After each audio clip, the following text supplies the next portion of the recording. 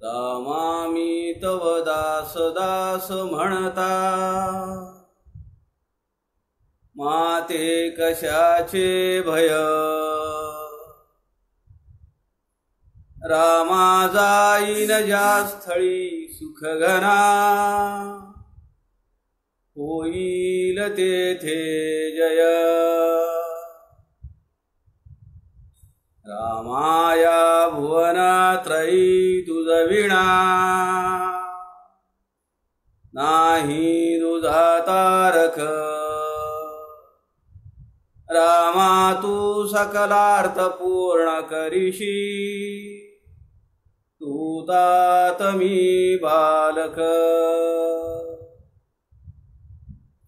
शुका सारिखे पूर्ण वैराग्य ज्याचे, वसिष्ठा परी ज्ञान योगेश्वराचे.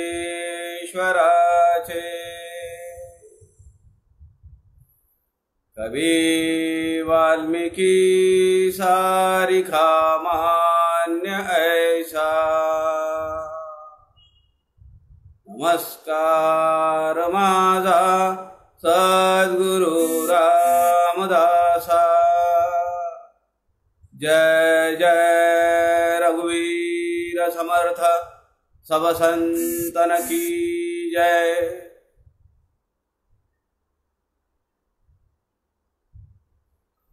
सज्जनो नमस्कार. समर्थ वाङ्मयाची प्रस्थानत्रयी आपण मागच्या 3 दिवसापासून पाहत आहोत.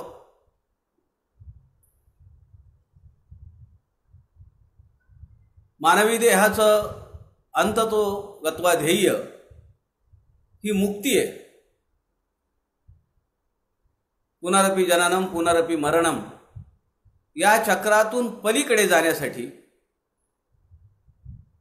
जी साधना करायची आहे, त्यासाठी प्रस्थान ठेवायचं. आणि प्रस्थान कशाच्या साधनावर ठेवायचं ते समर्थ वाङ्मयामध्ये ही प्रस्थानत्रयी म्हणून मनाचे श्लोक, ग्रंथराज दासबोध आणि आत्माराम या 3 ग्रंथांचा समावेश होतो. आपण 2 दिवसांपासून मनाच्या श्लोकांचं विवरण पाहतो आहोत. 205 मनाचे श्लोक समर्थांनी रचले.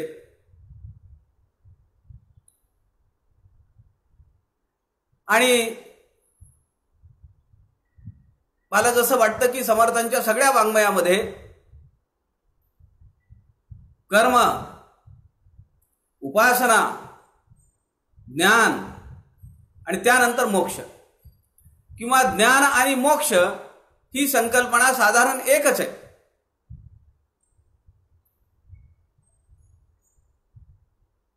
आता हे कर्म, उपासना, ज्ञान आणि मोक्ष यांचा अभ्यास आपण मनाच्या श्लोकांमधून करतो आहोत. आपण पहिल्या दिवशी पाहिलं 205 मनाच्या श्लोकांमध्ये पहिला श्लोक हा मंगलाचरणाचा आहे. गणाधीश जो ईश सर्वा गुणांचा, मुळारंभ आरंभ तो निर्गुणाचा. नमो शारदा मूळ चत्वार वाचा, गमू पंथ आनंद या राघवाचा. एक पंथ आम्हाला समर्थ देत आहेत, एक मार्ग देत आहेत आणि त्या मार्गावरून अनंताचा प्रवास करण्यासाठी, अनंताकडे जाण्यासाठी आपल्याला ते मार्गदर्शन करतायत. 205 श्लोकांपैकी पहिला मंगलाचरणाचा शेवटचा श्लोक, मनाची शते ऐकता दोष जाती, हा फळश्रुतीचा श्लोक. मती मंद ते साधना योग्य होती. मनाच्या श्लोकांचं विवरण, निरूपण, अभ्यास करत असताना मानवी जीवनातले सगळे दोष निघून जातात असं वचन समर्थ देतात. मती मंद ते साधना योग्य होती. ज्यांची मती, ज्यांची गती, ज्यांची बुद्धी, ज्यांची प्रज्ञा, ज्याचा मोठा आवाका आहे, त्यांना साधनेची गरज नाही. पूर्व सुकृत घेऊन आलेले असतात, पूर्व संचित असतं आणि त्याप्रमाणे या जन्मामध्ये त्यांची साधना होत असते आणि त्याप्रमाणे ते मुक्तीकडे चालू लागतात. पण ती मुक्ती भोगायची असेल, सायोज्यता मुक्तीचा अनुभव घ्यायचा असेल, फक्त अनुभव नव्हे तर त्या मुक्तीची तदाकारता आपल्याला जर अनुभवायची असेल तर मनाच्या श्लोकांचा अभ्यास हा कर्म, उपासना आणि ज्ञान या पद्धतीने आपण चाललो आहोत. पहिला श्लोक मंगलाचरणाचा, शेवटचा श्लोक 205वा श्लोक हा फळश्रुतीचा, मध्ये राहिले 203 श्लोक. श्लोक क्रमांक 2 ते 25 या श्लोकांमध्ये समर्थांनी कर्म कसं करावं ते सांगितलं. कर्म करताना काय काळजी घ्यायची ते सांगितलं. पुढच्या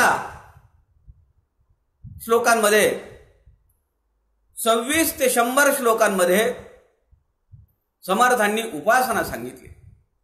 आधी ते करावे कर्म, कर्म मार्गे उपासना, उपासका सापडे ज्ञान, ज्ञाने मोक्षची पाविजे. ज्ञान मिळाल्यानंतर मोक्ष जातोय कुठे? कर्माचे श्लोक आपण पाहिले, उपासनेचे श्लोक आपण पाहिले. काल आपण 100व्या श्लोकापर्यंत म्हणजे 26 ते 100 या श्लोकांमधून उपासना कशी करावी, उपासनेचे प्रकार, उपासना कुणी कुणी कशी केली आणि उपासनेचं फळ, यामध्ये मी सुरुवातीला सांगितल्याप्रमाणे कर्म मार्गे उपासना, आपल्या अंतःकरणात आपला भाव जागृत ठेवून आपण असं ठरवलं पाहिजे की माझं विहित कर्म ही माझी उपासना झाली पाहिजे. माझ्या उपासनेला पोषक असलेलंच कर्म मी केलं पाहिजे. माझ्या कर्मामुळे माझ्या उपासनेत बाधा येणार नाही याची काळजी आपण साधकांनी घेतली पाहिजे. विहित कर्म, जे माझ्या वाट्याला आलेलं आहे ते कर्म, नेमून दिलेलं कर्म, मग त्यामध्ये प्रापंचिक असेल, पारमार्थिक असेल, समाजाचं ऋण असेल, ते सगळं आपल्याला करत असलं पाहिजे, करता आलं पाहिजे. ते करत असताना आपली प्रायोरिटी इकडे पाहिजे, उपासनेकडे पाहिजे, आपल्या साधनेकडे पाहिजे. आणि शेवटच्या म्हणजे 80 ते 100 या श्लोकांमध्ये उपासनेचा वरचा टप्पा आलेला आहे. आता इथून ज्ञानाची झलक चालू झालेली आहे.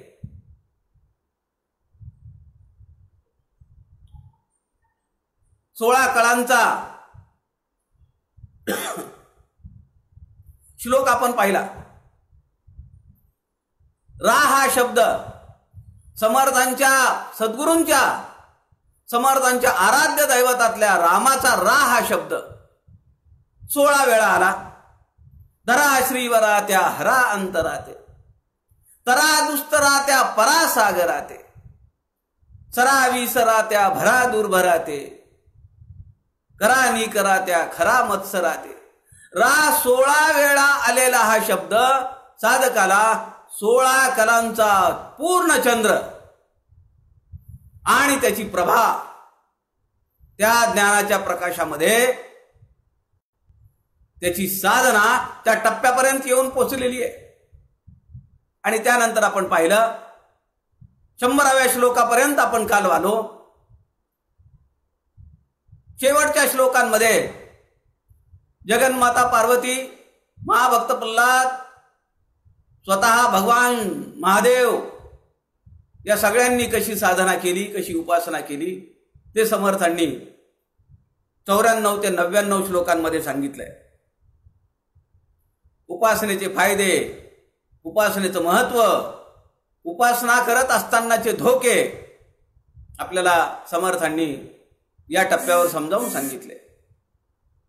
सज्जना हो, कर्म पाहिलं, कर्म पर श्लोक पाहिले, उपासना पर श्लोक पाहिले. आता आपण समर्थांच्या तिसऱ्या सूत्राकडे जात आहोत. ज्ञान. ज्ञान कोणतं पाहिजे? भौतिक वस्तूंचं ज्ञान समर्थांना अपेक्षित आहे का? नाही. वेगवेगळ्या विषयांचं ज्ञान अपेक्षित आहे का? त्याला समर्थांनी दासबोधामध्ये एक समासच दिलेला आहे, बहुधा ज्ञान निरूपण. हे म्हणजे ज्ञान नव्हे, ते म्हणजे ज्ञान नव्हे, ते म्हणजे ज्ञान नव्हे. समर्थ एक वेळ असं सांगतात की दुसऱ्याच्या अंतःकरणातलं ओळखणं हे सुद्धा ज्ञान नव्हे. समर्थांच्या चरित्रातला प्रसंग आपल्याला माहिती आहे, मधुकर नावाच्या ज्योतिष्याचा. ज्योतिष्य शास्त्र हे सुद्धा ज्ञान नव्हे. मानस पूजा करताना साधक एखादी पूजा करतो आहे आणि दुसरा माणूस की जो त्याच्या अंतःकरणातलं जाणणारी सिद्धी प्राप्त केलेला आहे उपासनेच्या द्वारे, तो तिचा आला. पूजा चालू आहे आणि तो माणूस तिथे येऊन बसलाय सोफ्यावर. पूजा करणारा माणूस अत्यंत मनोभावे तल्लीन होऊन त्या सगुण मूर्तीची पूजा करतो आहे.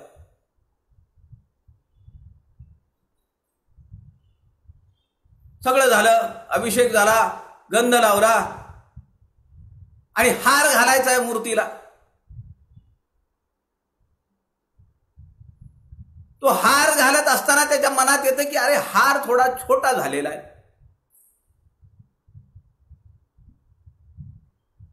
पूजा झाली. पूजा झाल्यानंतर त्यांनी सहज मागे वळून पाहिलं तर आपले मित्र मागे येऊन बसलेले. त्यांनी विचारलं, अरे केव्हा आलात तुम्ही? तर ते आलेले ग्रहस्थ त्यांचे मित्र म्हणाले, जेव्हा तुमच्या मनामध्ये माळ थिटी झाली आहे, थिटे नव्हे थिटी, माळ थिटी झाली आहे, छोटी झालेली आहे, हे जेव्हा तुमच्या मनात आलं तेव्हाच मी इथे येऊन बसलो. काय आत्मज्ञानी माणूस आहे. समर्थ म्हणतात हे ज्ञान नव्हे. मग ज्ञान म्हणजे काय? समर्थांची एक गोड ओवी आहे दासबोधामध्ये. पहावे आपणासी आपण या नाव ज्ञान. म्हणजे आरशाच्या समोर जाऊन उभा राहणे म्हणजे ज्ञान आहे का? ते तर आम्ही दर अर्ध्या तासाला करतो. इकडे ठीक आहे का, तिकडे ठीक आहे का, हे ठीक आहे का, ते ठीक आहे का? मला सध्या तरी त्याची काळजी नाहीये, काय ठीक आहे आणि काय नाहीये. पहावे आपणासी आपण म्हणजे माझं स्वरूप मला जाणता आलं पाहिजे. माझा हेतू, माझ्या जन्माचा हेतू मला जाणता आला पाहिजे. आणि समर्थांनी शेवटच्या श्लोकांमध्ये 80 ते 100व्या श्लोकांमध्ये सांगितलं की आता ज्ञानाची प्राप्ती झालेली आहे. ज्ञानाचा प्रकाश तुझ्या आयुष्यामध्ये पडतो आहे. आता हे मिळालेलं ज्ञान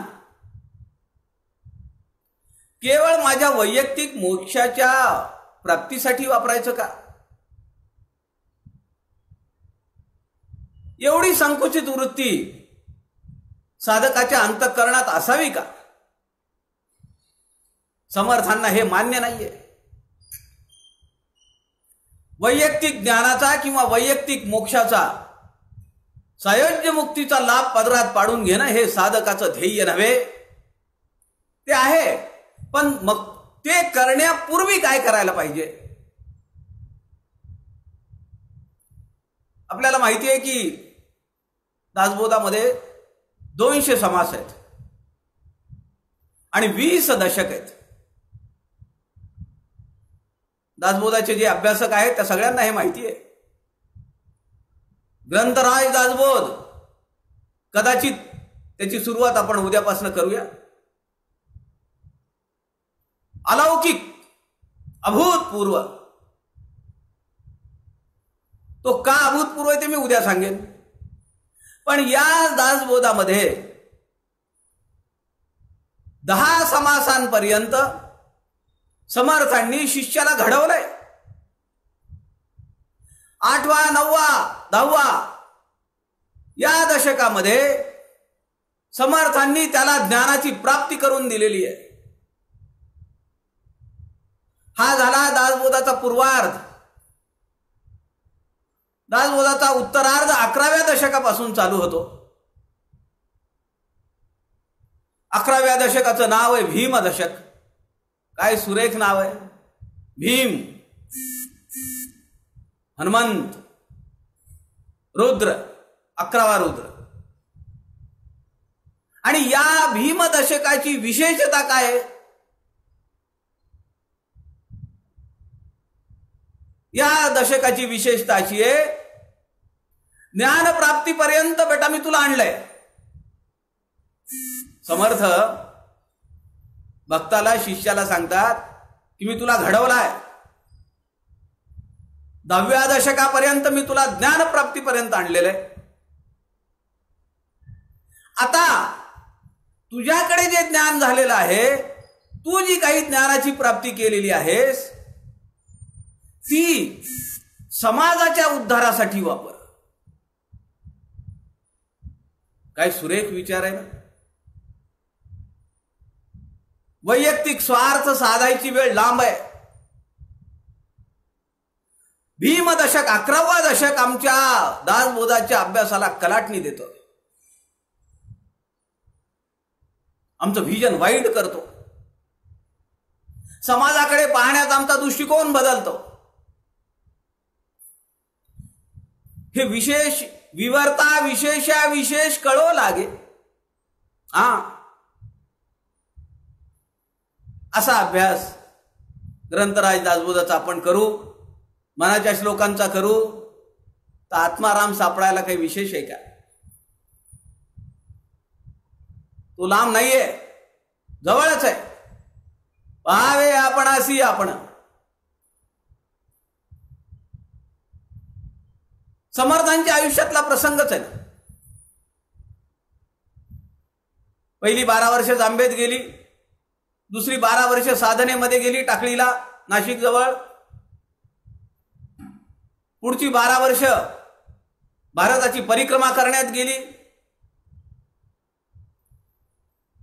समर्थ हिमालयात गेलेले असताना असं त्यांच्या अंतःकरणात वाटलं, काय करायचंय आता.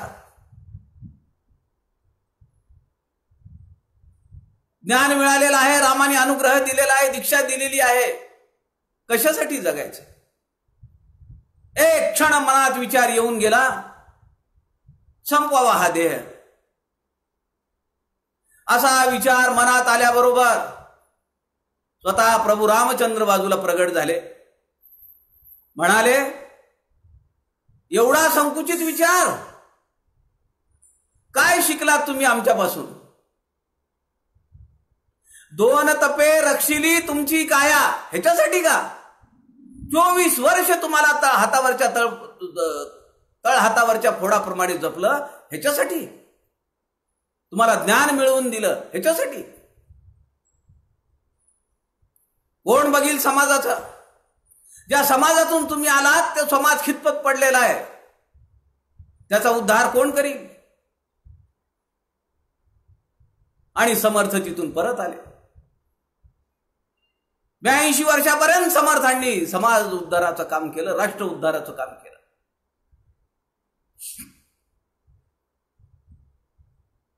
स्वामी विवेकानंदांच्या आयुष्यातला एक प्रसंग असाच आहे.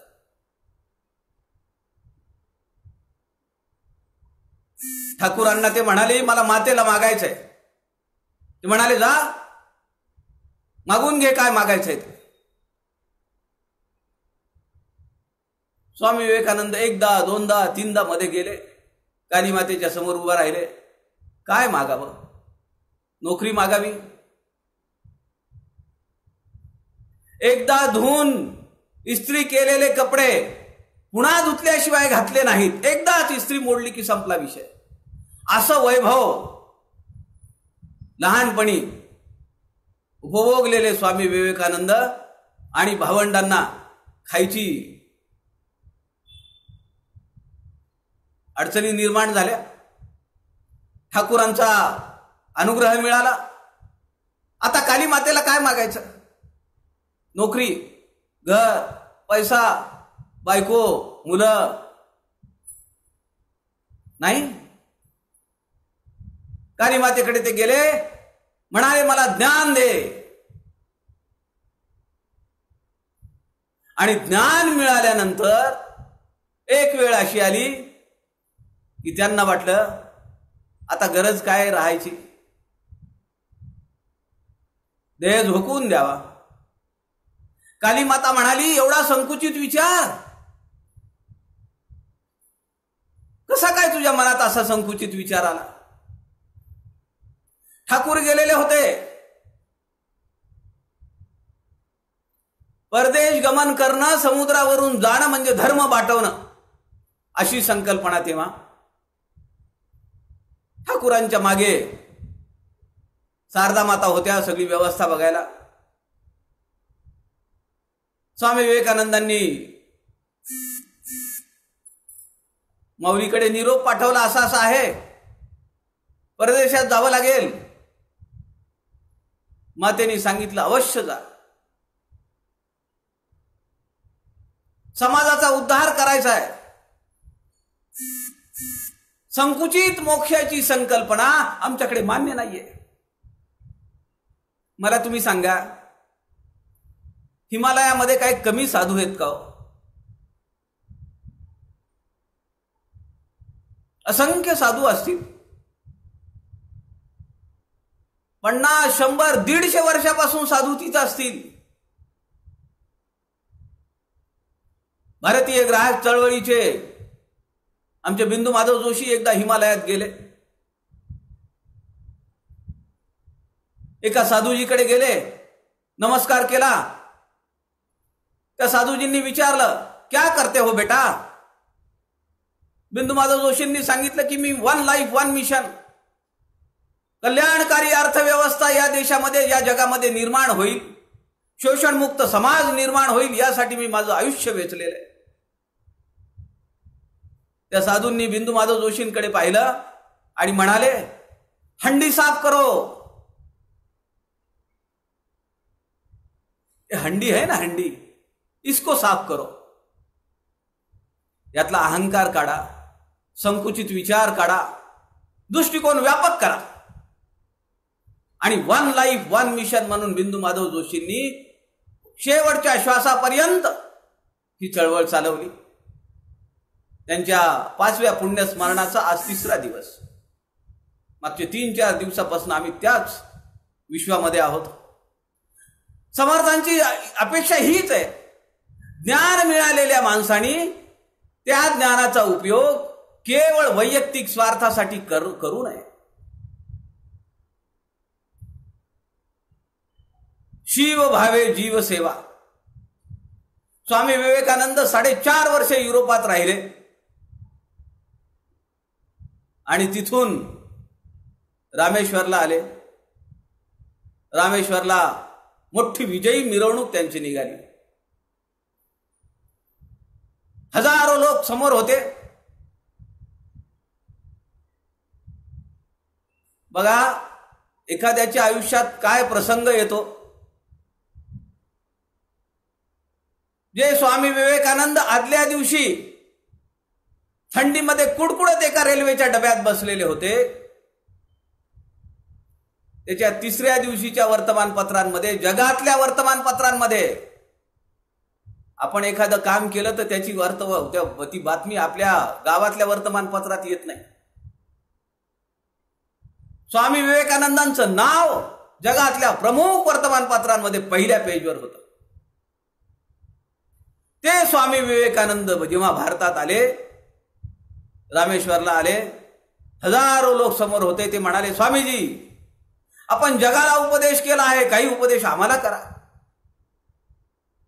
स्वामीजींनी सांगितलं की तुम्हाला उपदेशाची गरज नाहीये, पण एक सांगतो, देव केवळ या देवळात नाहीये. रामेश्वरचं सगळ्यात मोठं मंदिर, 14 कुंड आहेत मंदिराच्या भोवती. प्रत्येक कुंडाचं स्नान करत जायचं असतं. देव केवळ देवळात नाहीये. समाजामध्ये जो माणूस दारिद्र्यात खितपत पडलेला आहे, त्याची सेवा करा, त्याची पूजा करा. ही भगवंताची पूजा आहे. त्यांचा मंत्र आहे शिव भावे जीव सेवा. जीवाची सेवा, त्या जीवामध्ये शिवाचं स्वरूप पाहून करणे, ही ज्ञानाच्या फलप्राप्तीची एक भूमिका आहे.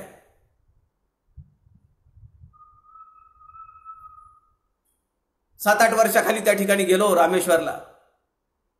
स्वामी विवेकानंदांचं ते वाक्य ज्या विजय स्तंभावर कोरून ठेवलेलं आहे, त्याला नतमस्तक होऊन आलो आम्ही.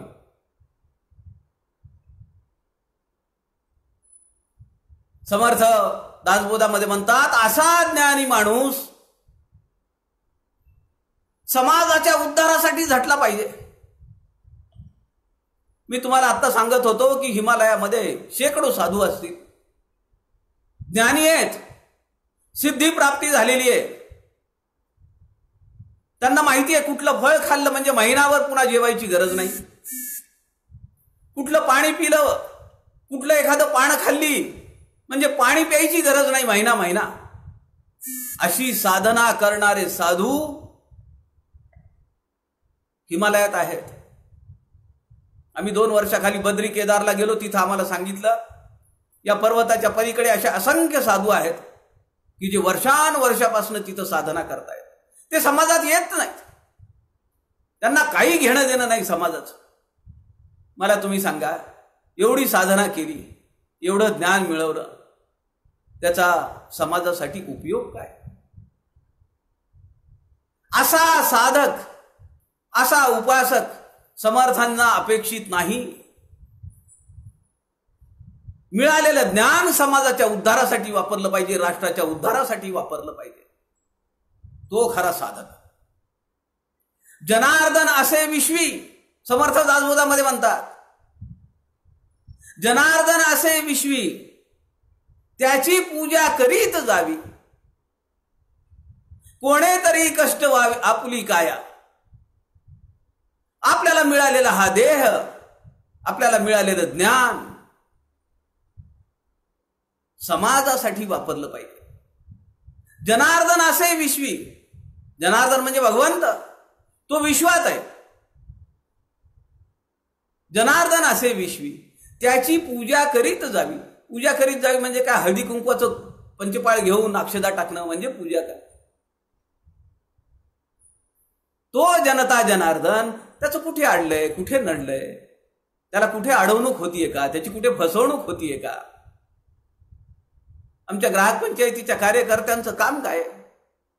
हेच तर काम आहे. अडलेल्या माणसाला उभं करायचं, त्याला बळ द्यायचं, त्याला लढ म्हणून सांगायचं. जनार्दन असे विश्वी, त्याची पूजा करीत जावी. किती ओव्या आहेत समर्थांनी सांगितलेल्या. शरीर परोपकारी लावावे. ज्ञानी माणसाने आपलं शरीर समाजावर उपकार करण्यासाठी लावलं पाहिजे, परोपकारासाठी लावलं पाहिजे. बहुतांच्या कार्यास यावे. अनेक लोकांच्या कामासाठी त्याला वापरलं पाहिजे. उणे पडो ने दावे. कुणाचंही उणे पडता कामा नये, कुणालाही कमीपणा येता कामा नये. शेवटचा शब्द जो आहे, शेवटचा चरण 2 शब्दांचा आहे. कोणी एकाचे, म्हणजे माझ्या माणसाचा उणे पडू देऊ नये, माझ्या नातलगाचं पाहावं, त्याचं पटकन काम झालं पाहिजे असं नव्हे. समाजातल्या सगळ्या घटकांप्रती माझा समभाव असला पाहिजे. उणे पडो ने दावे, कोणी एकाचे. जिकडे जग तिकडे जगन्नायक.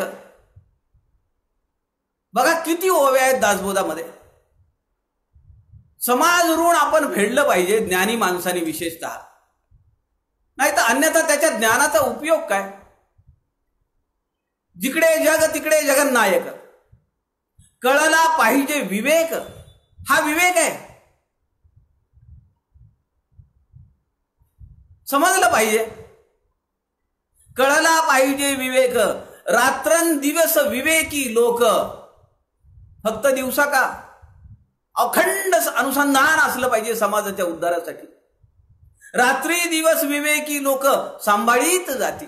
असे जे ज्ञानी आहेत, असे जे विवेकी आहेत, ते समाजाला रात्रंदिवस सांभाळत असतात, त्याचं प्रोटेक्शन करत असतात. समर्थ 105व्या श्लोकामध्ये म्हणतात, आपण 100च्या पुढे आलो. आता 100व्या श्लोकापर्यंत उपासना आणि ज्ञानाचं झुंजमुंजू वातावरण पहाटेचं प्रभात समयीचं समर्थांनी आपल्याला घडवून दिलं. आता 101 श्लोकापासून ज्ञानाची प्राप्ती समर्थ सांगतायत आणि त्याचा उपयोग समर्थ सांगतायत. समर्थ 105व्या श्लोकामध्ये म्हणतात, ज्ञानी माणसानी आता कसं वर्तन केलं पाहिजे. जनी बोलण्यासारखे चाल बापा. काय अर्थ आहे? जनी बोलण्यासारखे. बेटा तू आता कसं चाललं पाहिजे, कसं वागलं पाहिजे, लोकांनी तुला चांगलं म्हणलं पाहिजे. एक अर्थ झाला. जनी बोलण्यासारखे म्हणजे तू जसं समाजामध्ये बोलतो तसं तू वागलं पाहिजे.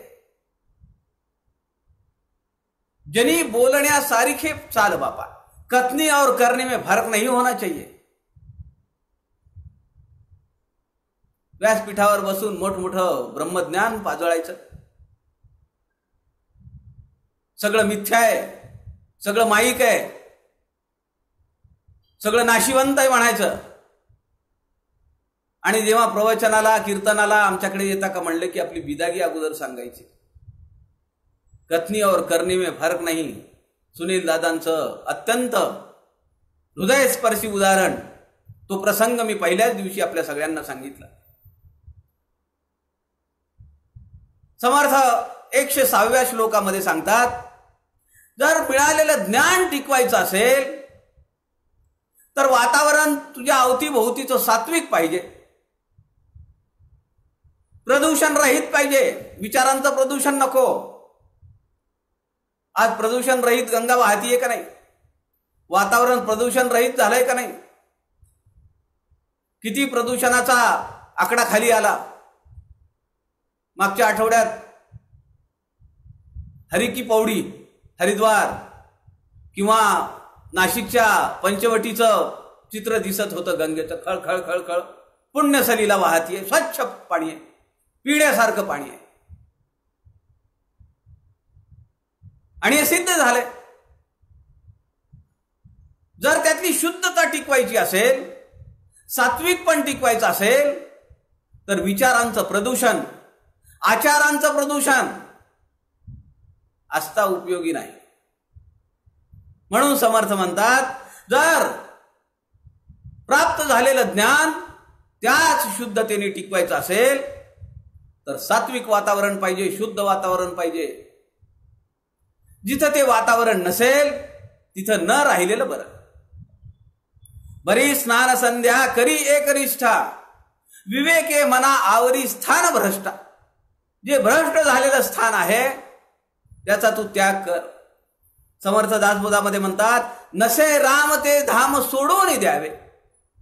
ज्या ठिकाणी रामाचा लवलेश नसेल, रामाचं संकीर्तन नसेल, रामाचं गुणानुवाद नसेल, त्या घराचा त्याग करावा. म्हणून आपल्या घरामध्ये आपण दररोज भीमरूपी, रामरक्षा, गणपती स्तोत्र असं संध्याकाळी म्हणायला पाहिजे.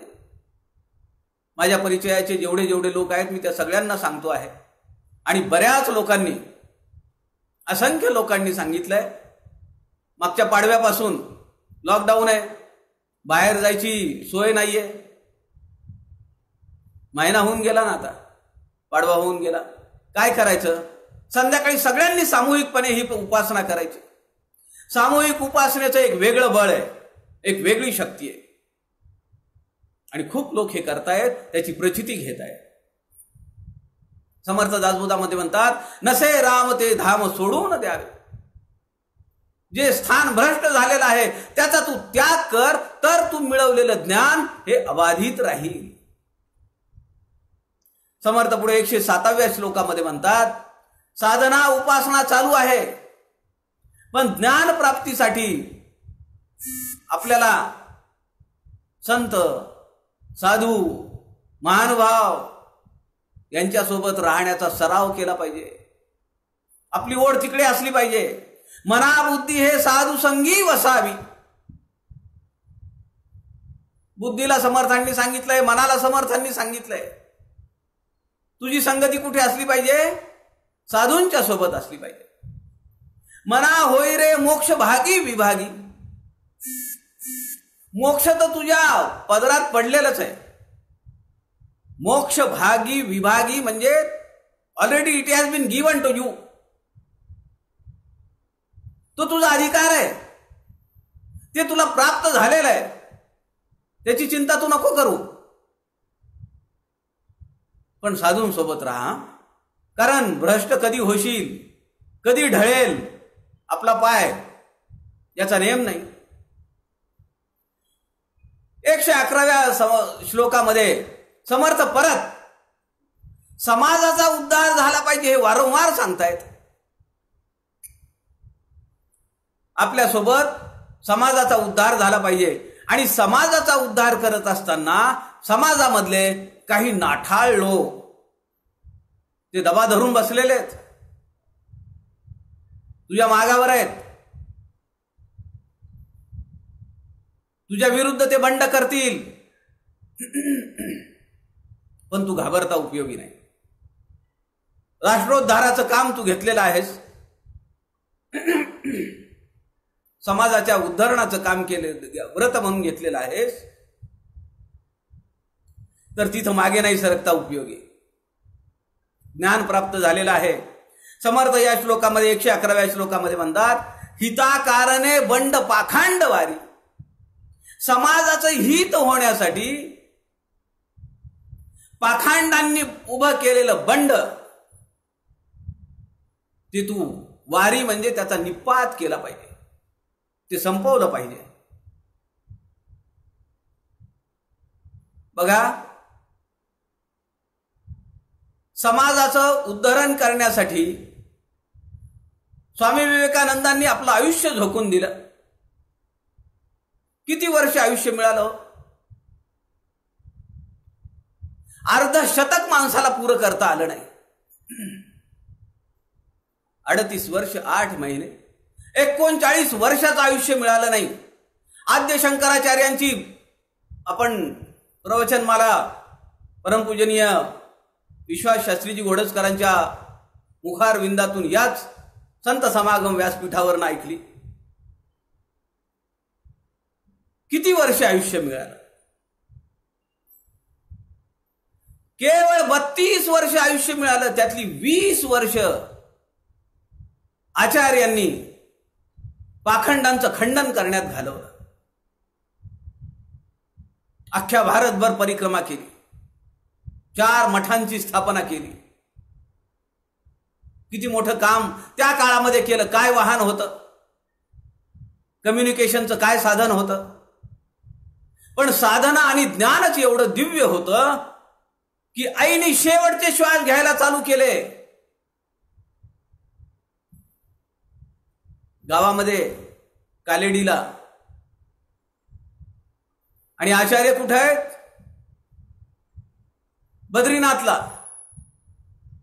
तिथून निरोप पाठवला.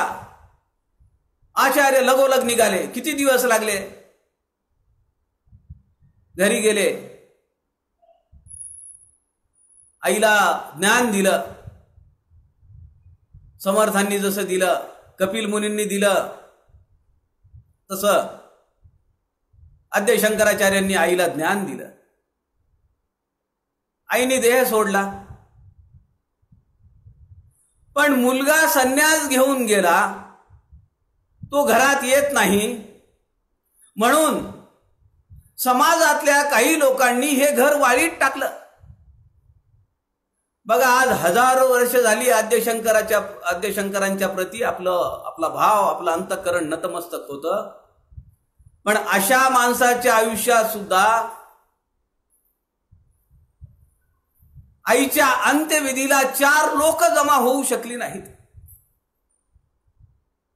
आपल्या मातेचं ते शव स्वतः उचलून आपल्या अंगणात शंकराचार्यांनी सरण रचलं, आईला त्यावर ठेवलं आणि अग्नी दिला. पाखंडांचं बंड ज्याला मोडून काढायचंय त्याच्या आयुष्यामध्ये असे प्रसंग सुद्धा येऊ शकतात. किती महान माणूस, विश्वास बसतो का आपला? आद्य शंकराचार्यांची आई गेली तेव्हा आईला खांदा द्यायला सुद्धा माणसं आली नाहीत, कारण ते घर वाळीत टाकलेलं होतं. स्वतःला आईचं प्रेत उचलून सरणावर ठेवावं लागलं आणि अग्नी दिला. किती कठीण आहे. समर्थ 111व्या श्लोकामध्ये म्हणतात, समाजाचं हित करायचंय ना, तुझ्या ज्ञानप्राप्तीच्या फळश्रुतीचा एक भाग म्हणून हे तुला करावं लागेल. मग हे सगळं करत असताना काही बंड लोक, काही नाठाळ लोक तुझ्या मार्गामध्ये व्यत्यय उभा करतील, हर्डल्स उभे करतील. त्याला सोडून तुला पुढे जावं लागेल. 111, 114 ते 115 या 2 श्लोकांमध्ये समर्थ असं सांगतात, सामान्य लोकांना भक्ती मार्गाकडे न्यायचंय, समाजाला भक्ती मार्गाकडे वळवायचंय, जीवनाची खरी दिशा त्यांना दाखवायची आहे. मग तुला त्यांचं आचरण बदलावं लागेल, त्यांना भक्ती मार्गाकडे वळवायचंय. विचार आहे तुझा, तूची शोधून पाहे. आता हे काम तुला कसं करायचंय याची आयाम, याची साधनं तुला एकांतात बसून विचार करून ठरवावी लागतील. क्रिया पालटे भक्तिपंथेची जावे. लोकांची क्रिया पालटली पाहिजे. समाजामधल्या काही चालीरीती, वाईट चालीरीती, कुप्रथा, त्या सगळ्या समाजाला काढायला लावल्या पाहिजेत. समाजाला त्यातून बाहेर काढलं पाहिजे. आपल्याला कल्पना आहे, परमपूजनीय दादा पांडुरंग शास्त्री आठवले, किती मोठं काम आहे.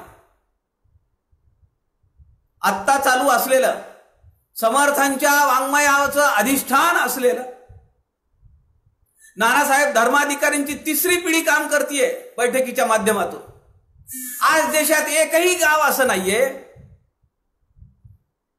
मोठ्या शहरांबद्दल मी बोलतोय, काही खेडेपाडेही असतील,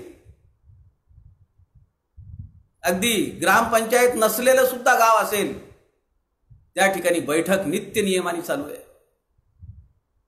समर्थांच्या वाङ्मयाच्या अधिष्ठानावर होत असलेलं हे काम आहे. किती मोठं काम आहे, कल्पना करू शकता. 3री पिढी खपतीये नानासाहेब धर्माधिकारींची. परमपूजनीय दादा पांडुरंग शास्त्री आठवले, अहो तुमच्या माझ्यासारखी सो कॉल्ड सुशिक्षित असलेली मंडळी, यांना काय वाईट आहे काय चांगलं हे सांगणं विशेष आहे का? पण जो माणूस अज्ञानी आहे, अंधकारामध्ये आहे, जुन्या कुप्रथांमध्ये पडलेला आहे, घरात कुणाचा जन्म झाला किंवा कुणी मृत्यू गेला तरी पण दारू पिणे आणि मांस मटण खाणे हेच ज्याचं कर्तव्य, अशा तळागाळातल्या माणसाला वर काढून त्याला श्रीफळ वाढवणे, नारळ फोडणे आणि बैठकीला जायला सांगणे, हा समाजाचा विकास करणे म्हणजे समर्थांच्या दृष्टीने मिळालेल्या ज्ञानाच्या फळप्राप्तीचा एक आयाम आहे. हे ज्ञानी माणसांनी केलं पाहिजे. म्हणून समर्थ म्हणतात, क्रिया पालटे भक्तिपंथेची जावे, जनी बोलण्यासारखे आचरावे. तिथे सांगितलं होतं जनी बोलण्यासारिखे चाल बापा. इथं समर्थ म्हणतात जनी बोलण्यासारिखे आचरावे. तुझं आचरण आता लोक पाहतील आणि त्याप्रमाणे ते करू लागतील. तू कसा वागतो, कसा बोलतो, कसा चालतो. तुझ्या बोलण्या आणि वागण्यामध्ये एक वाक्यता आहे का? क्रियेविन वाचाळता व्यर्थ आहे. तुझं ज्ञान खूप आहे, प्रकांड पंडित आहेस. हजारो लोकांची सभा तटस्थपणे तुझ्याकडे पिन ड्रॉप सायलेन्स मध्ये तुझा एक शब्द ऐकत असेल, पण क्रियेविन वाचाळता व्यर्थ आहे. जर तुझी क्रिया त्याप्रमाणे नसेल तर त्याचा काहीही उपयोग नाही. समर्थ म्हणतात व्यर्थ आहे. वाचाळणे हा फार सुरेख शब्द समर्थांनी वापरलाय. अलतू बडबड. क्रियेविण वाचाळता व्यर्थ आहे. विचारे मना तुची शोधून पाहे. आता हे काम कसं करायचंय त्याचा विचार तुला एकांतात बसून केला पाहिजे. समर्थांच्या चरित्रामधले किती प्रसंग आहेत. खराळामध्ये जावणी राहे, सर्वत्राची चिंता वाहे. अजून 12 वर्ष झाली नाहीत तर नारायण आपल्या आईला म्हणतो चिंता करीतो विश्वाची. शेवटच्या श्वासापर्यंत विश्वाची चिंता, समाजाची चिंता लागून राहिली होती का नाही? आमचं तर आयुष्य असं चाललं. आम्हाला किमान आता तरी आम्ही ज्या समाजातून बाहेर आलो, वर आलो, त्या समाजाप्रती काही आमचं देणं लागतं का नाही याचा विचार आपण केला पाहिजे. तर मनाच्या श्लोकांचा प्रस्थान त्रयी मधल्या एका प्रकरणाचा आपला अभ्यास चालू आहे याचं समाधान आपल्याला मिळेल. 116 आणि 122व्या या दरम्यानच्या श्लोकांमध्ये समर्थ समाजातल्या अशा निवडक लोकांचा आत्मविश्वास तुला जागृत केला पाहिजे असं सांगतात. म्हणून उदाहरण देतात. राजा अंबरीश, व्याघ्रपादाचा मुलगा उपमन्यू, ध्रुवबाळ, गजेंद्र, महाभक्त प्रल्हाद, परशुराम, वामन अशा सगळ्या भक्त मांदियाळींची ती उदाहरणं देतात की त्यांनी कसं समाजाला बाहेर काढलं, समाजाला ज्ञान मिळवून दिलं, समाजाला भक्ती मार्गाला लावलं. कसं ती उदाहरणं देऊन समजावून सांगतात आपल्या ज्ञानी भक्ताला. तुझं ज्ञान मोठ्या साधनेनी, मोठ्या कष्टाने तू मिळवलंस. आता ते सोडता उपयोगी नाही. समाजाच्या उद्धारासाठी ते तुला महत् कौशल्याने हे वापरता आलं पाहिजे. समर्थ पुढे म्हणतात 126व्या श्लोकामध्ये, असं समाजाचं तू काम करत असताना, तुझ्या भोवती संकट येत असताना, तुझ्या कार्यामध्ये अडथळे उभे राहत असताना हे सगळं भगवंत पाहत असतो आणि अडचणीच्या वेळी तो तुझ्यासाठी धावून येतो. कारण भगवंताला माहिती आहे की तू माझं काम करतोयस. काय भगवंताचं काम आहे?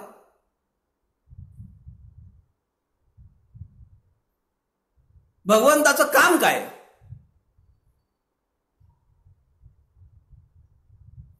दुष्टांचा नाश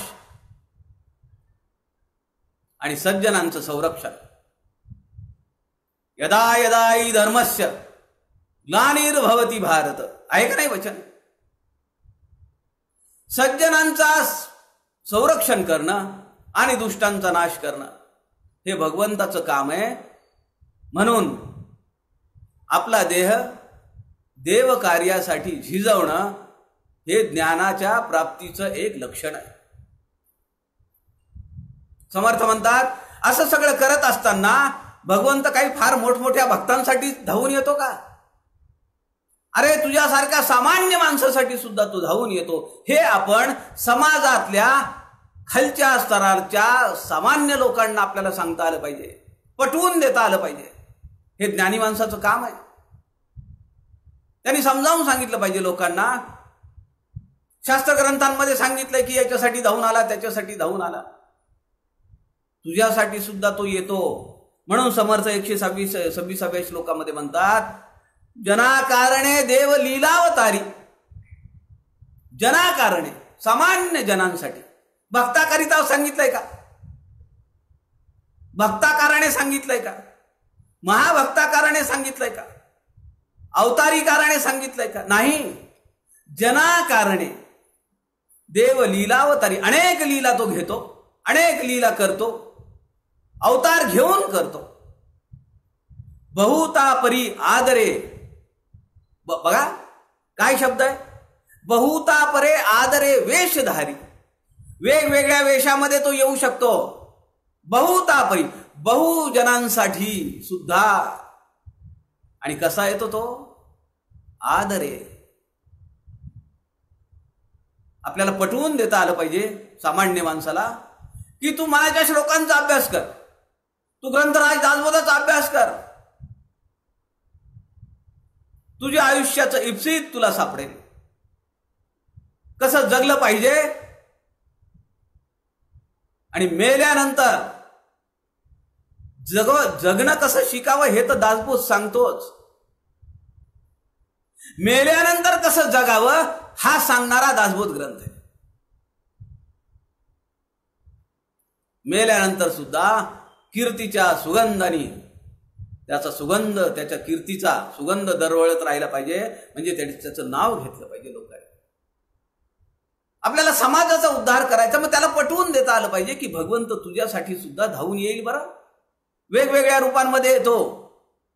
काय शब्द वापरलेत जनासाठी, काय काय संकल्पना आहे, किती पाठीमागे त्याचा सूक्ष्म विचार आहे समर्थांच्या या ओवीमध्ये. जनाकारणे देव लीलावतारी. सामान्य जनांसाठी देव अनेक लीला करतो, अनेक अवतार घेतो.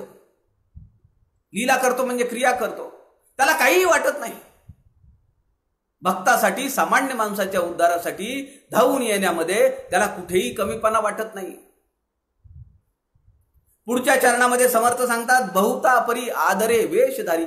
बहुजनांसाठी पाहिजे तो वेश धारण करून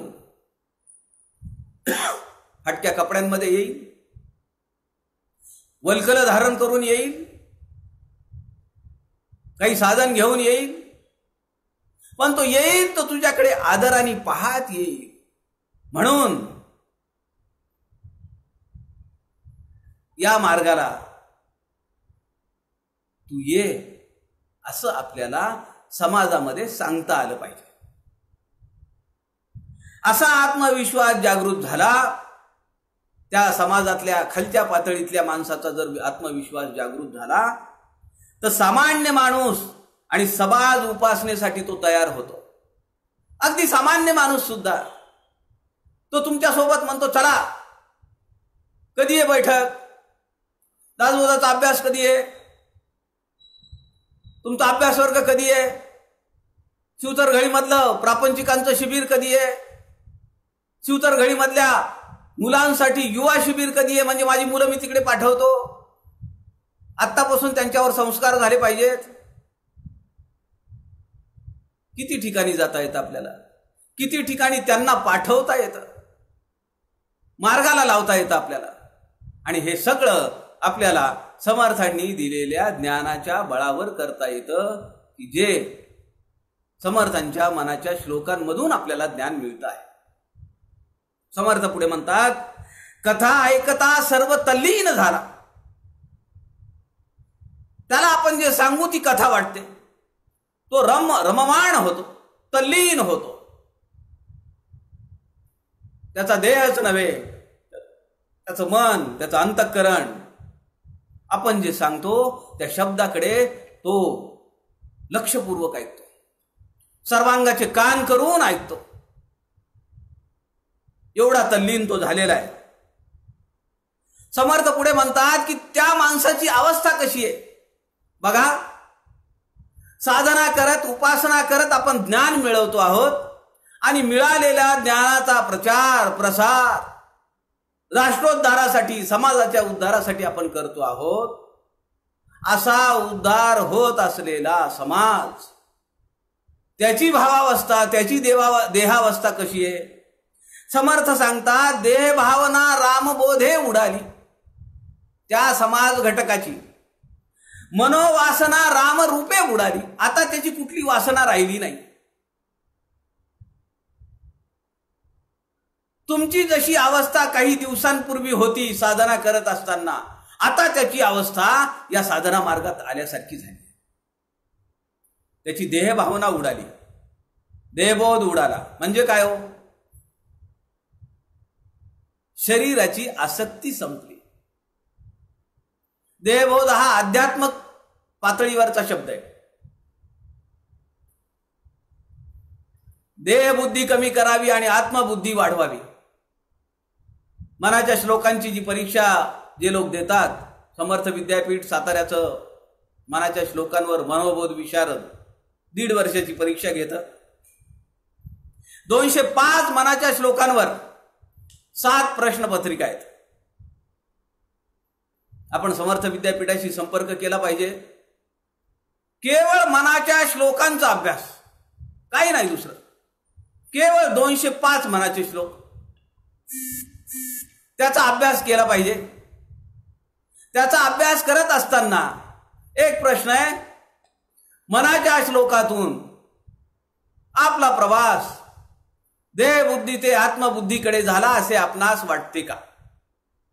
देहबुद्धी म्हणजे आत्ता इथं सांगताना असं म्हणता येईल, शरीराची आसक्ती कमी होणे. शरीराची आसक्ती, शरीराची लिप्तता कमी झाली आणि आपली जर साधना योग्य प्रकारे चालू लागली तर आपण पहावे आपणासी आपण त्या पातळीकडे जाऊ लागतो. ज्ञानाची प्राप्ती म्हणजे दुसरं काय?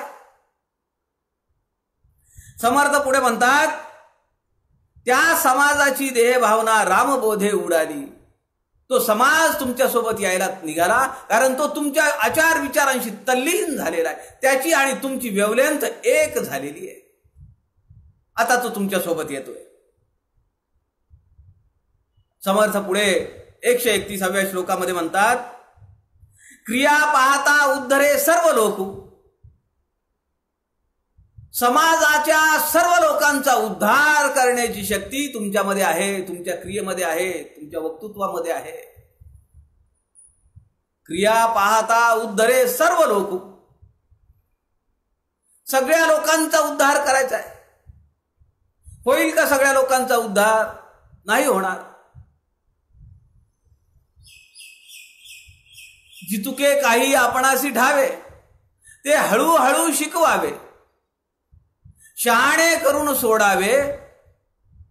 समर्थांच्या या चरणातला दासबोधामधली ही ओवी आहे.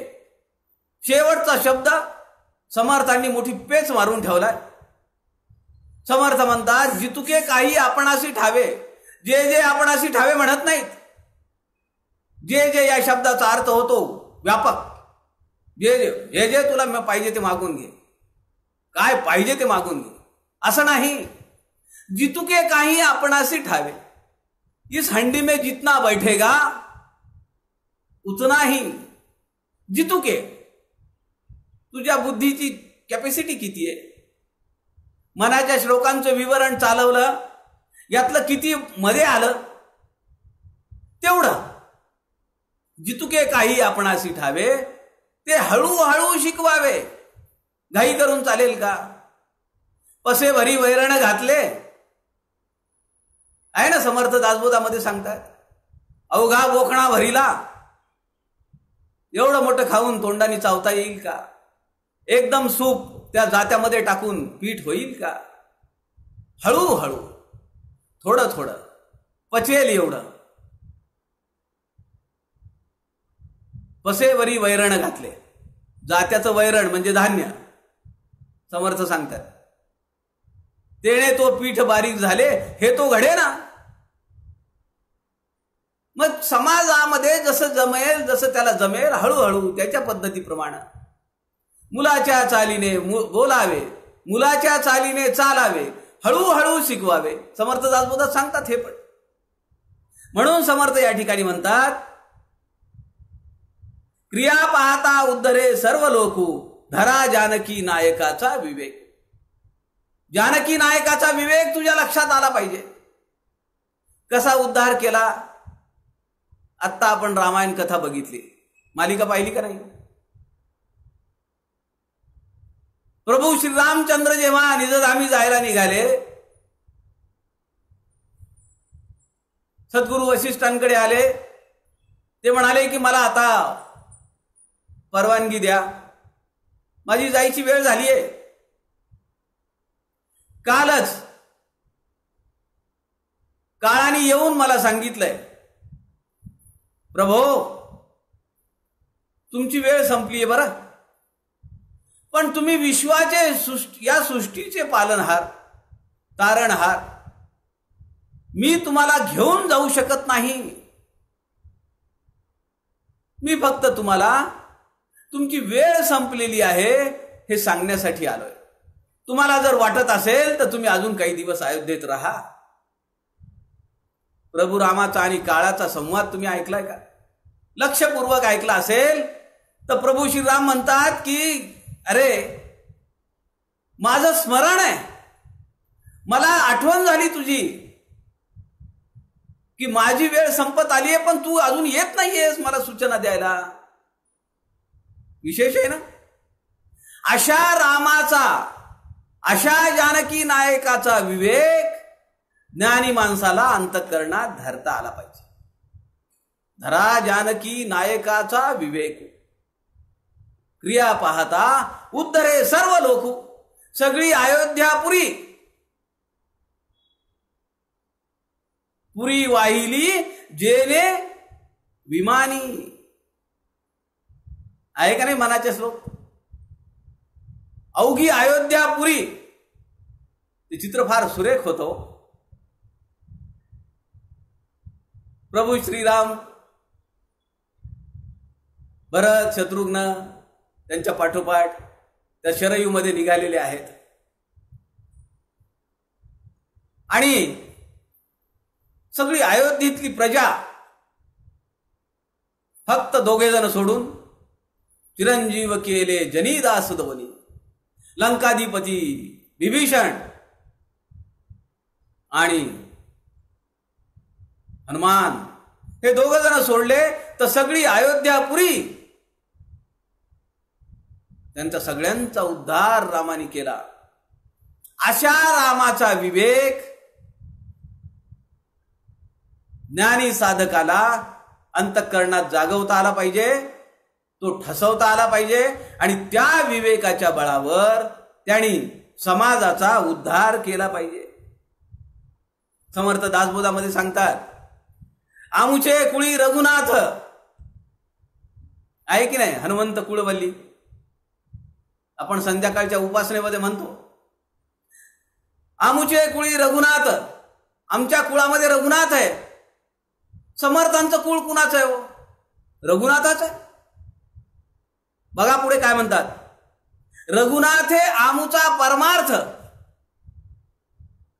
राम हे माझं कुळ आहे, राम हा माझा परमार्थ आहे. जो समर्थांचाही समर्थ.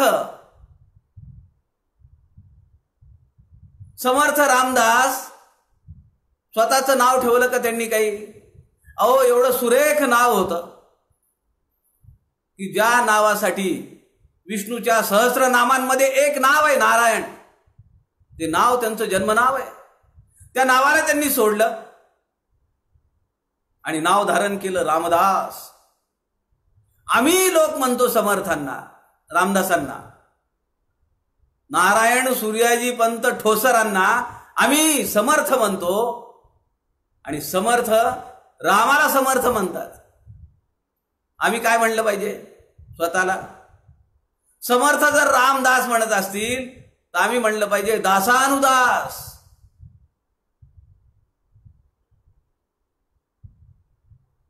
म्हणून समर्थ या ठिकाणी म्हणतात की जो समर्थांचाही समर्थ, अशा रघुनायकाचा, अशा रामाचा विवेक आम्ही अंतःकरणात ठसवला पाहिजे की जो समर्थांचाही समर्थ आहे, देवांचा देव आहे, देवांना सोडवणारा. कुठे होते हो बंदी देव? आपण रामायण मालिका बघितली, पाहिलं आपण. रावणाने सगळ्या देवांना बंदी करून ठेवलं होतं. तुमचं सूक्ष्म निरीक्षण आहे का? रावण जेव्हा आपल्या सिंहासनावर बसत होता तर तो पाय कुणावर ठेवत होता? पालथ्या पडलेल्या शनीवर ठेवत होता.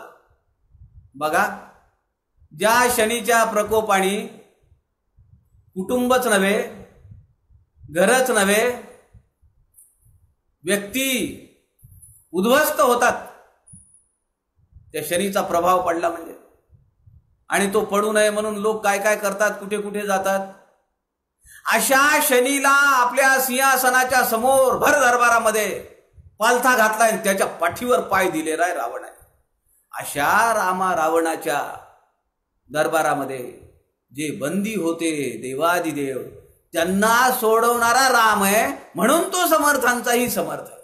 अशा रामाची उपासना समर्थांनी केली. अशा समर्थांची उपासना आपण करतो आहोत. काही छोटा मोठा वारसा आहे का आपल्याकडे? आता समर्थांचं कुळ रघुनाथाचं कसं?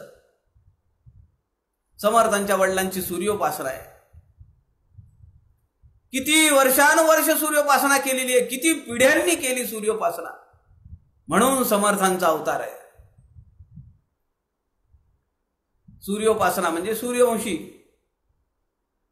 श्री रामचंद्र दशरथ सूर्यवंशी हे रामाचं पूर्ण नाव आहे. आम्ही फक्त श्रीराम श्रीराम म्हणतो. श्रीराम दशरथ सूर्यवंशी. अशा सूर्याची उपासना आपण पाहिलं ना रामामध्ये. सूर्यदेवतेकडे प्रत्येक वेळी आपल्याला तिथं वेगवेगळ्या उत्सवांमध्ये वेगवेगळ्या प्रसंगांमध्ये ते सूर्य दाखवला होता. ते कुळ आहे समर्थांचं. वडिलांच्या वडिलांनी पिढ्यानपिढ्या सूर्योपासना झाली, म्हणून रघुवंश त्याचा अंश किंवा त्याचं कुळ. समर्थांनी सूर्य नमस्कार किती घालावेत? सूर्याची उपासना आहे ना, 1200 सूर्य नमस्कार समर्थ घालत होते रोज. 1200 सूर्य नमस्कार स्वतः घालत होते आणि समाजातल्या लहान लहान पोरांकडनं सूर्य नमस्कार घालून देत. गायत्री मंत्राचं पुरश्चरण केलं. श्रीराम जय राम जय जय राम या त्रयोदशाक्षरी मंत्राचं पुरश्चरण टाकळीला नाशिक जवळ 12 किलोमीटरवर नंदिनी आणि गोदावरीच्या संगमावर उभा राहून पहाटेपासून सूर्योदयापासून माध्यान्हपर्यंत ही उपासना चालू होती. म्हणून सूर्यवंश, म्हणून सूर्योपासना, म्हणून त्या रघुनाथाचा वंश. समर्थ पुढे असं म्हणतात, अशा हरिभक्तास जो ज्ञानोत्तर साधना करीत आहे त्याला पाहिले तर एक प्रकारचं समाधान प्राप्त होतं. आणि असा ज्ञानी माणूस की जो समाजाच्या उद्धारासाठी खपतो आहे, राबतो आहे, समाज सुद्धा त्याच्या सोबत यायला निघालेला आहे, अशा ज्ञानी माणसाचा दुरून दर्शन झालं किंवा थोडं भाग्य असेल तर त्याच्या पायावर डोकं ठेवता आलं, अजून भाग्य असेल तर त्याच्या समोर बसून 2 शब्द त्याचे ऐकता आले तर त्याच्यासारखं भाग्य काय? समर्थ 133व्या श्लोकामध्ये म्हणतात, अशा ज्ञानी माणसाच्या म्हणजे तया दर्शने स्पर्शने पुण्य जोडे. त्याच्या दर्शनाने त्याच्या स्पर्शाने पुण्य जोडल्या जातं, पुण्य मिळतं. तया भाषणे नष्ट संदेह मोडे. त्याचं भाषण, त्याचे 2 शब्द आपल्या कानात जर पडले तर नष्ट आणि संदेह. बघा काय रचना आहे शब्दांची. तू माझ्यावर संदेह घेऊ नको सांग, तू माझ्यावर शंका घेऊ नको सांग. समर्थ त्याला शब्द काय लावतात पुढे? नष्ट. एखाद्या शब्दाची गरिमा वाढवण्यासाठी, प्रभाव वाढवण्यासाठी, त्यातली शक्ती वाढवण्यासाठी समर्थांनी अशा शब्दांची चपखल पेरणी केलेली आहे. महाभक्त प्रल्हाद, तसं या ठिकाणी समर्थ सांगतात, तया भाषणे नष्ट, की जे मुळात नाहीतच, की जे चुकीचं आहे, ती सगळी संकल्पना जी आहे चुकीची, ती मुळापासून नष्ट होते, मुळापासून. अशा ज्ञानी माणसाचं सहज बोलणे हितोपदेश. तो सहज काही गोष्टी बोलून जातो आणि ते समाजाला वाटतं की काय गोष्ट सांगितली होती. सहज बोलतो तो माणूस. तो काही फार अभ्यास करत नाही, फार ग्रंथ दांडोळत नाही, सहज बोलून जातो. पण समाजाला त्याची प्रेरणा मिळते. समाज म्हणतो काय बोलतात, किती सुरेख बोलतात ना, एक एक शब्द आपल्या अंतःकरणात ठेवून घ्यावा असं बोलतात. आपल्या आयुष्यात असे अनेक प्रसंग येतात की नाही सांगा. कितीतरी आचार्यांच्या, महानुभावांच्या सभेमध्ये आपण जाऊन बसतो, आपण कॅसेट ऐकतो, आपण CD ऐकतो, वेगवेगळ्या माध्यमातून. लॉकडाऊनच्या काळामध्ये आपल्याला काही ही भयावह परिस्थिती, ही भयप्रद स्थिती, यातून आपल्याला मानसिक बळ मिळावं, थोडी चेतना मिळावी, चैतन्य मिळावं, म्हणून हे सगळे उपाय जे चालू आहेत त्याचा एक भाग म्हणून संत समागम व्यासपीठ चालू आहे. आणि या व्यासपीठाच्या माध्यमातून आपल्याशी काही सुखसंवाद करता येतो आहे, ही माझ्या परम भाग्याची, माझ्या आयुष्यातील कृतार्थ क्षण आहे हा. समर्थ पुढे म्हणतात की असा अधिकारी पुरुषास समर्थ, असा ज्ञानी माणूस की जो उपासना केली आहे, अगोदर त्यांनी कर्म चांगलं केलं, उपासना केली, ज्ञान मिळवलं, समाजाच्या उद्धारासाठी जो राबतो आहे, अशा माणसाचं ज्ञान पाहून समाज सुद्धा त्याच्याकडे अचंबित होऊन बघतो, त्याच्या मागे मागे लागतो, त्याच्या सोबत चालायला लागतो, तो जसं बोलेल तसं करतो, तो तल्लीन होतो. असा माणसाला समर्थ वर्णन करतात. 133व्या श्लोकामध्ये त्याला पदवी देतात योगी राणा. बघा समर्थ काय पदवी देतात. तुम्हाला माहिती आहे का, समर्थांनी समाधी घेतल्यानंतर दोघांना समाधीतून दर्शन दिलेलं आहे. एक त्यांचे पट्ट शिष्य कल्याण स्वामी. कल्याण स्वामी अत्यंत भावुक.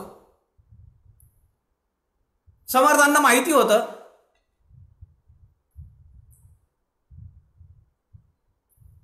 की कल्याण इथं असताना आपलं जाणं त्याला खूप कठीण जाईल.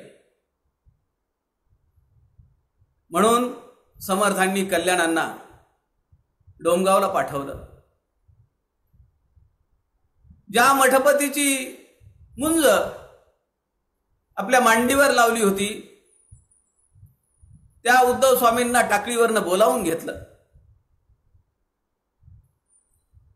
सगळी रचना लागली.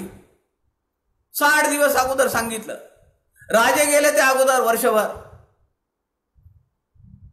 छत्रपती शिवाजी महाराज गेले आणि समर्थांना असं वाटतं की आपले प्राण निघून गेले. समर्थांचं चरित्र असं सांगतं की ते वेड्याप्रमाणे राहत होते, जेवण करत नव्हते, हातात मातीचं भांडं घ्यायचं, त्यामध्ये खायचं. लोक असं म्हणाले, रामदासांना पिशाच्य लागलं. पिसाट रामदास. समर्थांनी उद्धवांना बोलावून घेतलं आणि समर्थ माघ महिन्यामध्ये गेले. माघ शुद्ध नवमीला, माघ वद्य नवमीला गेले. समर्थांनी देह ठेवल्याची सूचना कल्याण स्वामींना मिळाली डोंगावला. कल्याण धावत पळत सज्जनगडावर आले. वर गेले, समाधीच्या समोर धाय मोकलून रडले. मला न सांगता तुम्ही गेलातच कसे?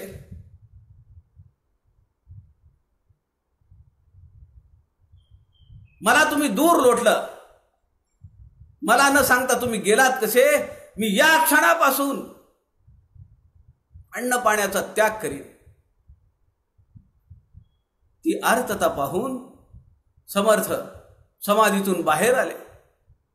समर्थांच्या समाधीला चीर तेव्हा पडली. ती चीर आत्तापर्यंत काही वर्षापर्यंत आपण सगळ्यांनी पाहिली. त्या समाधीला आता वज्रलेप केला, त्यामुळे ती चीर दिसत नाही. कल्याण स्वामींना दर्शन दिलं. कल्याण स्वामी खाली उतरले. खाली उतरल्यानंतर कल्याण स्वामींनी गडाकडे पाहिलं आणि सगळा सज्जनगड, समर्थांचा देह कल्याण स्वामींना दिसला. आता सज्जनगड सगळा जर समर्थांचा देह असेल तर पुन्हा समाधीचं दर्शन घ्यायचं म्हणजे समर्थांच्या देहावर पाय ठेवण्याचं पातक होईल. म्हणून कल्याण स्वामी पुन्हा किंवा कल्याण स्वामींची तिथली दिंडी आजही गडावर जात नाही. गडाला 3 प्रदक्षिणा मारते आणि तिथून परत जाते. कल्याण स्वामींनी समर्थांचा देह ठेवल्यानंतर कित्येक वर्षाची यात्रा केली. ती गडाची परिक्रमा केली. समाधीपर्यंत कल्याण स्वामी गेले नाहीत. मी तुम्हाला प्रसंग सांगत होतो.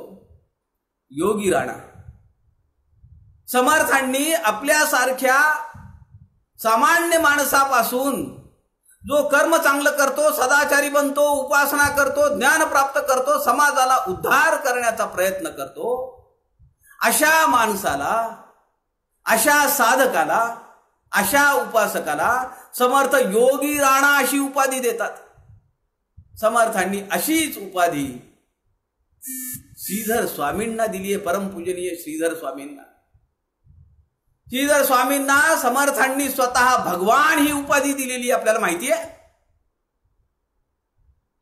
भगवान श्रीधर स्वामी आपण जे म्हणतो, ही भगवान उपाधी समर्थांनी परमपूजनीय श्रीधर स्वामींना दिली आहे त्यांच्या साधना काळात गडावर. समर्थांनी आपल्यासारख्या साधारण माणसाला वर घेऊन ज्ञान प्राप्त करून दिलं. आपण प्रस्थानत्रयी पाहतो आहोत. त्यातल्या मनाच्या श्लोकांचं एक प्रकरण पाहतो आहोत. समर्थ असं म्हणतात, प्रत्यये ज्ञानी वीतरागी. दासबोधामध्ये जो याचा प्रत्यय घेतो, प्रचिती घेतो, असा ज्ञानी वीतरागी आहे, वैराग्यशील आहे, प्रखर वैराग्य आहे. विवेक बळे सबळ त्यागी. विवेकाच्या बळावर, वैराग्याच्या प्रखर बळावर, त्या आचेवर सबळ त्यागी, सकळ त्यागी, सगळा त्याग करतो, निसंग होतो, सगळे संग सोडून देतो. तो जाणीजे महायोगी. समर्थांनी काय उपाधी दिली आहे? महायोगी, ईश्वरी पुरुष. असा साधक, अशी साधना करणारा, असा ज्ञानी, तो म्हणजे ईश्वरी पुरुष आहे. समर्थ मनाच्या श्लोकामध्ये 133व्या श्लोकामध्ये असं म्हणतात, या ज्ञानाला पाहून समर्थ असं म्हणतात, त्या श्लोकातला चरण असा आहे, ही लक्षणे जाणीजे योगी राणा. अशी लक्षणं ज्याच्या अंगामध्ये आहेत त्याला योगी राणा असं जाणल्या जातं, असं म्हणल्या जातं. काय उपाधी समर्थांनी दिलेली आहे बघा. अशा ईश्वरी पुरुषाच्या सहवासाने अहंभाव, अज्ञान हे सगळं संपून जातं. त्याला स्वस्वरूपाची प्राप्ती होते. पहावे आपणासी आपण, मी म्हणजे कोण, माझं खरं स्वरूप काय आहे, त्याची प्राप्ती होते. आणि आता जन्म मरणाची भ्रांत संपलीये, म्हणजे मला ज्ञान झाले आहे, म्हणजे मला मोक्ष प्राप्त झाला आहे, याची जाणीव अशा ज्ञानी साधकाला होते. समर्थ म्हणतात, पुढे पाहता पाहता देव जोडे. बघा शब्दाची रचना कशी आहे. पाहता पाहता म्हणजे सहजपणे, पुढे पाहता पाहता देव जोडे. भ्रमे, भ्रांती, अज्ञान बघा काय काय शब्द आहे. भ्रम, भ्रांती आणि अज्ञान हे सर्व मोडे, या सगळ्याचा निपात होतो. समर्थ 145व्या श्लोकामध्ये म्हणतात, जीवा उगमी जन्म नाही स्वभावे. आता त्याला असं वाटतं, स्वभावे म्हणजे सहज, आता माझ्या आयुष्यामध्ये जन्म मरणाचा ठाव नाही, आपणासी ठावची नाही जन्म मृत्यू कैचे काही. आता माझ्यापणाला, मीपणाला, माझ्यातला जो मी जो आहे तो समूळ नष्ट झालेला आहे. आपण अशी ठावच नाही. मी कोण? आपण म्हणजे आपण स्वतःला आपण अशी ठावची नाही. स्वतःच्या अस्तित्वाचा त्यांनी विलोप केलेला आहे. भगवंताच्या ही कुठली भक्ती आहे? आत्मनिवेदन. थेंबुटा सागरी मिळाला, गंगेचा ओळ सागराला मिळाला. आता गंगा राहिली का? ज्ञानी मनुष्याचं लक्षण हे असं, स्वस्वरूपाची केवळ प्रचिती नाही, तर तो स्वतः त्या स्वस्वरूपाची तदाकारता सुद्धा अनुभवतो. असा एक टप्पा ज्ञानी मनुष्याच्या आयुष्यात येतो. समर्थ तिथं असं म्हणतात, विवेके तदाकार होऊन राहे. आता हा कोणता विवेक आहे? आता तुम्ही म्हणाल की विवेक म्हणजे काय? आध्यात्मिक क्षेत्रामध्ये दासबोधामध्ये 3 विवेक सांगितलेले आहेत. नित्यानित्य विवेक, आत्मानात्म विवेक, सारासार विवेक. सार काय आहे, असार काय आहे हे ज्याला समजतं त्यालाच आत्मा काय आहे, अनात्म काय आहे हे समजतं, हे कळतं. आणि असं कळणारं ज्ञान, असा विवेक जो नित्य ज्याच्या जवळ असतो तो नित्यानित्य विवेक. अशा नित्यानित्य विवेकाने आपल्या स्वरूपाची तदाकारता जो अनुभवतो, असा मनासंत आनंद शोधून राहे. असा तो अंतःकरणामध्ये तो अनुभव, तो आनंद तो पाहत असतो. म्हणजे पाहणारा वेगळा आहे. बघा काय शब्दांची रचना आहे. तो पाहत असतो म्हणजे पाहणारा वेगळा आहे आणि तो काहीतरी पाहतोय. म्हणजे पाहण्याची आता अजूनही आत्मनिवेदन किंवा अजूनही स्वस्वरूपाची प्राप्ती झालेली नाहीये. आपला कुठला चरण चालू आहे लक्षात ठेवा. ज्ञान दृढ होण्यासाठीच आपला अभ्यास चालू आहे. आता आपण त्या टप्प्यापर्यंत आलो. ज्ञान प्राप्त झालेलं आहे. ज्ञानी माणसाची लक्षणं समर्थांनी सांगितली, त्याचं आचरण कसं असलं ते सांगितलं. आता विवेके तदाकार होऊन राहे, ती स्वस्वरूपाची अनुभूती तो तदाकार होऊन पाहतो. आता तदाकार होऊन पाहतो म्हणजे तदाकारता झाली, म्हणजे 2 नाही, अद्वैत आहे. पुढे पाहे म्हणजे पाहणारा आलाय, द्वैत आलंय, पण इथं अद्वैतच आहे. तदाकारता आपण म्हणतो ना बऱ्याच वेळा, मी एवढा तल्लीन झालो, मी एवढा तदाकार झालो, ती धून ऐकताना, ती बंदिश ऐकताना. असं होतं ना, बऱ्याच वेळा होतं. समर्थांनी 14 ब्रह्मांची नावं सांगितली, त्यातला एक शब्द ब्रह्म सांगितला. संगीत गायन दे रे राम म्हणणारे समर्थ, संगीताचं ज्ञान किंवा संगीताचं एखादं पद्य, एखादं काव्य आपण अनुभवत असताना, एखादा ठेका आपण अनुभवत असताना काही क्षण आपली तदाकारता होते. आपल्याला देहबुद्धी राहत नाही. मी कुठं बसलोय, कुठल्या सभेमध्ये बसलोय का, कुठल्या मैफिलीत बसलोय का, लक्षात राहत नाही. आता ही तदाकारता म्हणजेच मुक्ती आहे. हीच खरी मुक्ती. समर्थ 150व्या श्लोकामध्ये म्हणतात, शाश्वत सुखमय आनंदाच्या तरंगाचा हा डोह म्हणजेच कैवल्याची प्राप्ती. रूप आणि वर्णरहित वस्तूंची तदाकारता. तिथं रूप नाहीये, वर्ण नाहीये, आकार नाहीये.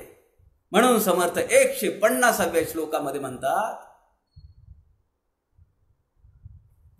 नसे पीत ना श्वेत ना श्याम काही. श्वेत पीत श्याम, नसे पीत ना श्वेत ना श्याम काही, नसे व्यक्त अव्यक्त ना नीळ नाही. काय अर्थ आहे? योग साधनेतल्या प्रक्रिया आहेत. ग्राहकतीर्थ बिंदू माधव जोशींचा उल्लेख येणारच.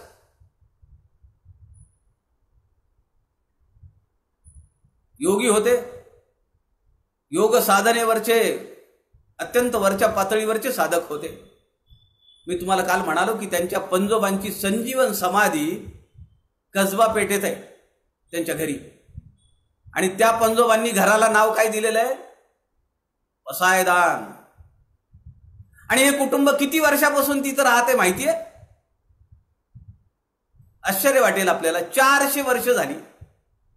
एक कुटुंब एकाच जागेवर राहतं, त्या घराला पसायदान म्हणायचं नाही तर काय म्हणायचं? या योग साधनेतल्या या प्रक्रिया आहेत. योग साधना करत असताना असे काही तरंग आपल्या नजरेसमोर येतात, असं योग साधनेतल्या ते साधक सांगतात, ते ज्ञानी सिद्ध लोक सांगतात. म्हणून समर्थांनी या ठिकाणी ही ओवी घेतलेली, हा श्लोक घेतलेला आहे. अशा ज्ञानी माणसाला, ज्याला ज्ञान प्राप्त झालेलं आहे, नसे पीत ना श्वेत ना श्याम काही, काहीही दिसत नाही, त्याच्या पलीकडे तू गेलेला आहे. नसे व्यक्त, त्याच्यासमोर काही व्यक्त स्वरूपात दिसत नाही. नसे अव्यक्त, काही अव्यक्त सुद्धा नाहीये. व्यक्तही नाही अव्यक्तही नाही. कुठला रंग नाही, वस्तू नाही, रूप नाही, भास नाही, ना नीळ नाही. आकाशाची ते जे स्वरूप आहे ना, त्याला ही उपमा दिलेली आहे. आकाश कसं असतं? तुम्ही निरभ्र आकाश बघा. आभाळ आणि आकाश ह्याच्यात फरक आहे. जेव्हा भरून येतं ते आभाळ असतं, आणि जेव्हा निर्विकारी असतं ते आकाश असतं. कुठलेही विकार नसताना जे असतं ते आकाश, त्याला कुठलाही रंग नाहीये. पण जेव्हा अंतःकरण भरून येतं, अनेक विचार, अनेक चिंता, अनेक विचारांचे कंगोरे आपल्या अंतःकरणात उछलकूद करतात, तेव्हा ते आभाळ होतंय. बरं, आता आभाळ भरून येण्याचे दिवस आहेत पुढे. अवकाळी पाऊस येईल. त्या अवकाळी पावसाच्या बाहेर आपल्याला आता येता आलं पाहिजे. लॉकडाऊन जरी चालू असला तरी आपल्याला त्यातून सुखरूपपणे बाहेर येता आलं पाहिजे. म्हणून मनाच्या श्लोकातून आम्हाला ज्ञानाच्या प्राप्तीपर्यंत कर्म, उपासना, ज्ञानाची प्राप्ती आता झालीये.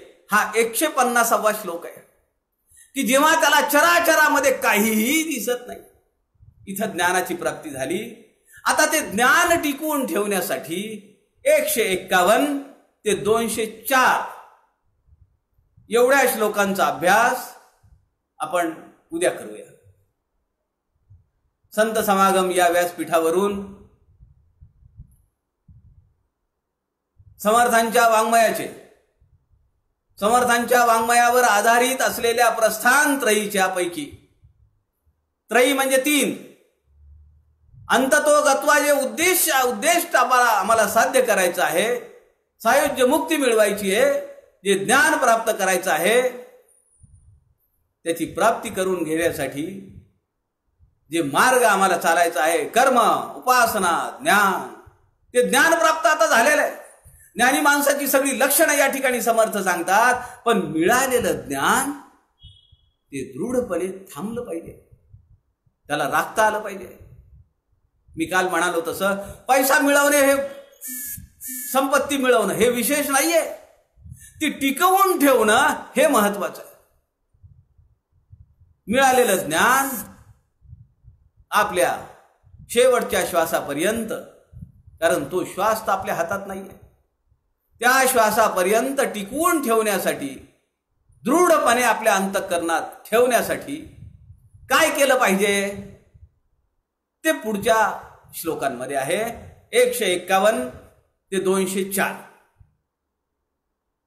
या श्लोकांचा विचार या श्लोकांचं चिंतन आपण उद्याच्या याच दुपारी 2 वाजता संत समागम या व्यासपीठावरून करूया. आमचे नांदेडचे आदरणीय प्रवीण शास्त्री केळीकर यांनी ही संधी उपलब्ध करून दिली.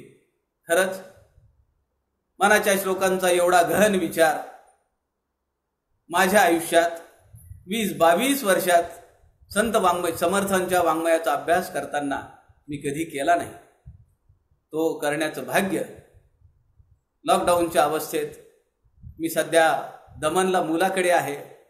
अशा परिस्थितीत एक वेगळी वैचारिक मानसिक अवस्था असताना हा सगळा गहन विचार जो मनाला भावला तो तुमच्या समोर ठेवण्याचं एक कृतार्थ क्षण माझ्या आयुष्यातला एक परमभाग्याचा क्षण मी मानतो.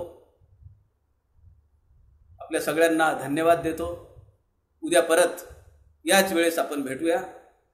जय जय रघुवीर समर्थ.